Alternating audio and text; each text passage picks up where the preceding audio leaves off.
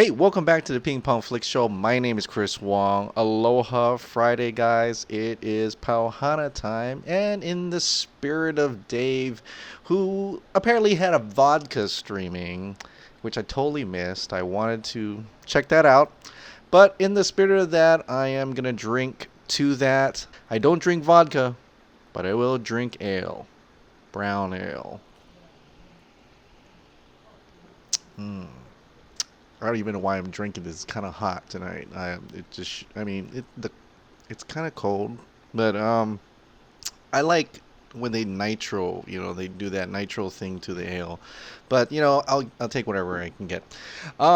Today is gonna be a little bit more on the fun side. And when I mean fun, that means things that are probably not true. I'm gonna get to that. What it is sort of true, or if you believe to be true, is that Aquaman had a screening, which is true. The reactions from those screenings are that it's really good, it's very positive, and for you people who are looking forward to Aquaman, that is great, great news. Aquaman seems to gonna be do well. It seems it's gonna be fun. It's gonna be family fun, and which is okay. You can totally tell from looking at the trailer. And I can't wait to take my kids to it. I can't wait to go watch it myself. But there are people who are like, well, let's take a step back now. This may not be what it seems. Remember all the different times where test screenings came out and said, that was great, that was positive, and the movie didn't come out to be exactly that. Point case being Suicide Squad, according to some who said that it was a positive test screening and things like that, but when the movie came out, general speaking, most people didn't like it. I actually quite enjoy it. It's not my top DCEU film, but I quite enjoyed it. And so David Ayer actually came out and talked a little bit about that, how implying that the test screening that was shown was his cut, the original cut, before all the changes to which case what is now the theatrical cut. Things like Joker being at the end, and now he also reveals it's less pop music, more character depth. We kind of knew this. We kind of talked about this and about how the studios was changing things around. They got those trailer park people to actually edit the film, things like that. And at that time, David Ayer had to say that's the cut that he wanted. That's the cut that he made. Of course, we all know now the truth. And yet he still has high respect for Warner Brothers. Maybe at that time, and we know about that time, the same people who did things to Batman v Superman, to Suicide Squad, and ultimately to Justice League. All those people, and apparently, hopefully that changed now, right, with Walter Hamada and crew, how they're not gonna go that route. And so with this test screening, it's only a month away, so hopefully there is no editing afterwards. It seems crazy to think that the test screenings came out and it was positive, but we're going to edit it anyway. When you see positive test screenings, you usually think, well, that's it. Maybe we'll just put a little finishing touches on that and it's ready to go. It's weird how they did that. And for Justice League, they had that. Remember they talked about how it was ratings, like it was very close to Wonder Woman scores. And then, it turned out not quite as good. I think the execs were just looking for people to start laughing.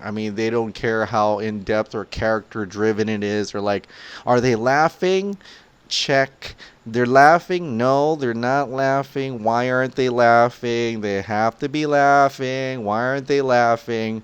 This film sucks. We gotta edit it. So I think, which is unfortunate. Very unfortunate. Led to this debacle of the movies like Suicide Squad, debacle with Justice League, and that's history as we know of it. Um, but we look at it, and a friend of mine on Twitter reminded me of the good old days when we're wondering what Justice League was going to be. And sure, this is going to be coming out on Reddit. But like I said, this is going to be a fun episode. And it's Friday. I'm drinking here. I just wanted to talk about it a little bit. And so this is coming from Reddit. I'm going to put the link to the post in the description below.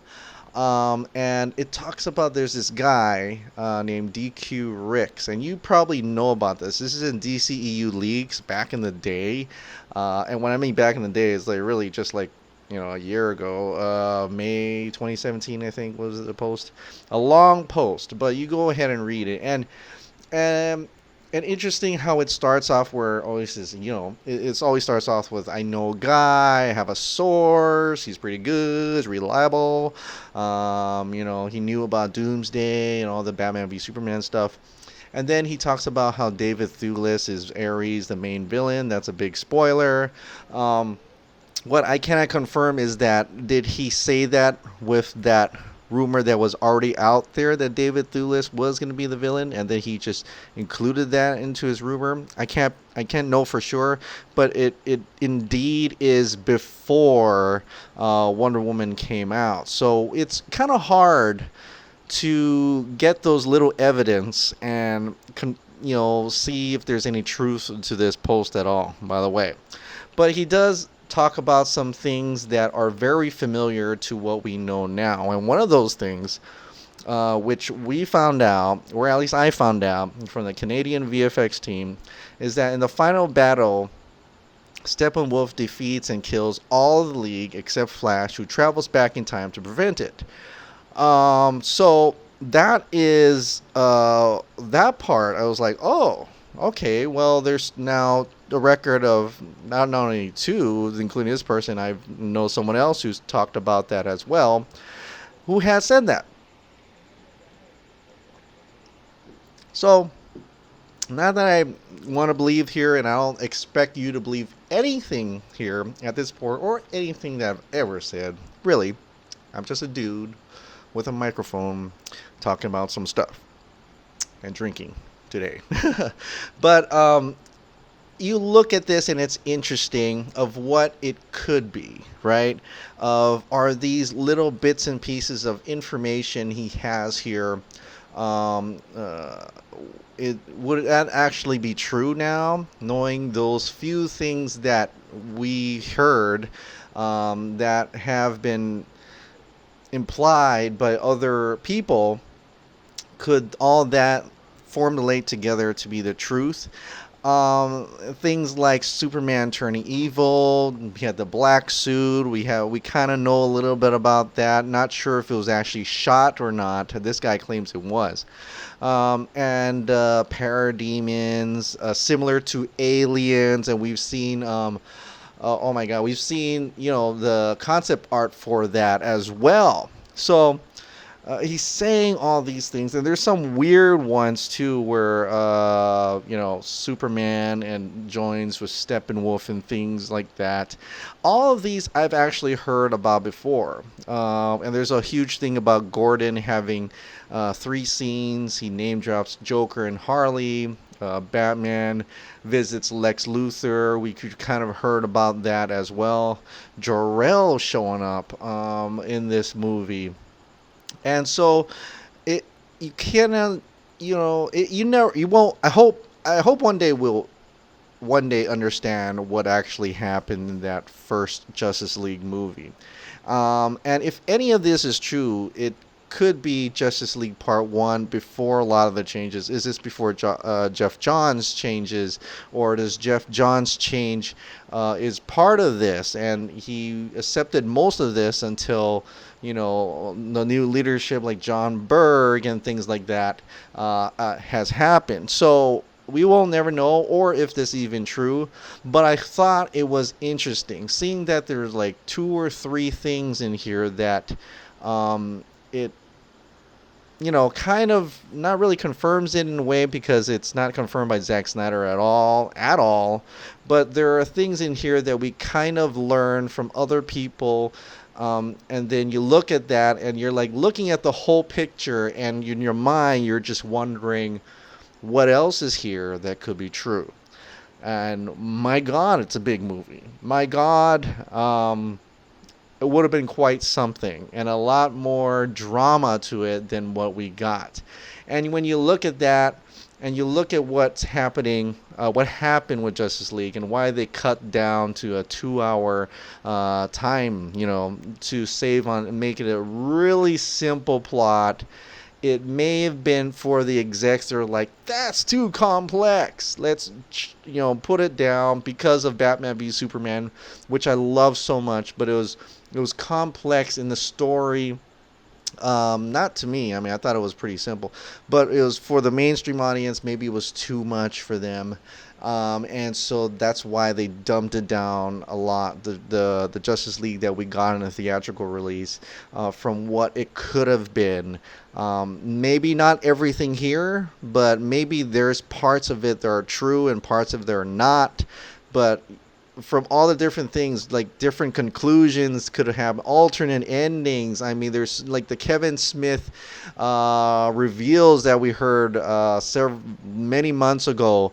You just make you wonder how many cuts were there.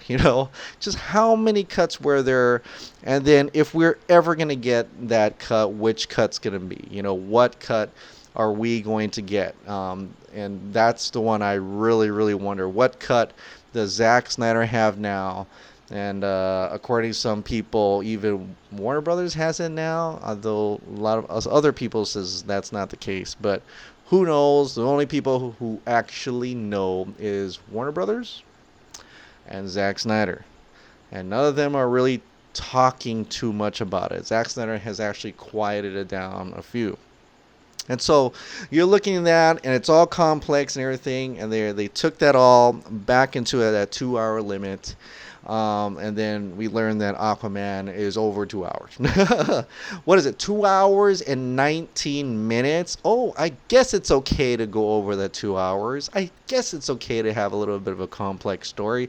I guess it's okay to not have to think about filling too many theaters, and so I bring that to at least something that's learned by Warner Brothers to say that, that was a mistake trying to get to that 2 hour. Let's just make a movie that will flow well, that will be good. I don't know if it's good because I haven't seen it. But from the reactions, and we can't really trust reactions too far, but it sounds good. It appears to be going to do well, and I wish it the best of luck, and I can't wait to see it coming December 21st. So I hope with that knowledge that Warner Brothers is going to release a 2 hour and 19 minute movie is a good sign that they've cut the movie or allowed James Wan, and I think they are, to make it flow, without taking away from the quality of the movie, letting him make the movie that he wants, letting it flow, not worrying about too much about time for the movie. And so I think that's a great sign that we may be getting out of this weird leadership that went downhill from the things they did to Batman v Superman to Suicide Squad, and ultimately the dump truck that became of Justice League.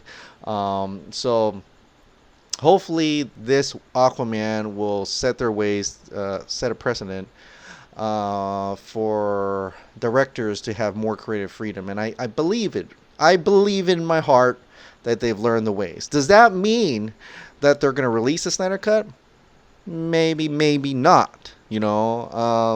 Like many have said, like Dave has said, and others have said that Warner Brothers is concentrating on the future now. I think Mario Robles also said this as well. They're concentrating on the future. They want to see the success of those movies, of Aquaman, Shazam, Wonder Woman 84. Would a Snyder Cut fit in those movies? That's interesting. Um, or which version of Snyder Cut would fit into those movies? Would that hamper or excite people for the upcoming movies? Or if it goes on DC streaming service, it's really for the fans at that point, because not many general audience know about DC streaming service or know about Titans until they see it on Netflix when that comes out, right? So um in terms of canon and things like that, I don't see it being too much of a problem, but who knows what's going on in Warner Brothers' head. But in any case, this was a fun episode. I like to read back on things that we learned and pick out a few things that are like, hey, that came true, or that never came true, and that's weird. But that's all in fun. And I invite you to go find more Reddit stories. I'm wondering in my own back videos. I'm wondering to go back and listen to any of those to see if any of those theories actually came true and things like that. So, but that's why this episode is titled about remembering the past, if you will. But hopefully this is to the future of DCEU. And this is to everyone who actually donated to the American Suicide Prevention Foundation. And, I know partial of that proceeds went to that sign they're going to fly around on November 19th. But I'm glad, majority of that went to the suicide prevention. So that is another good cause for Release the Snyder Cut campaign and movement. And I'm very happy that there are a lot of people out there who want to support that. And I support that too. I've also donated it. So great. I like seeing those positive change in the movement. I like seeing these people actively continuing to fight for it. Let's just keep going. Let's just keep going. But if you don't want to support the DCU from here on, that's you. And I totally understand that. I myself will continue to watch these films. And that's just me. All right, guys. Well, that is it for tonight. I want you guys all to have a wonderful, great weekend. And if you're off Veterans Day, great long 3-day weekend. Cheers to everybody. Pauhana time. Aloha Friday to everyone out there. Thank you so much for subscribing. Thank you so much for watching. I'll see you next time. Bye.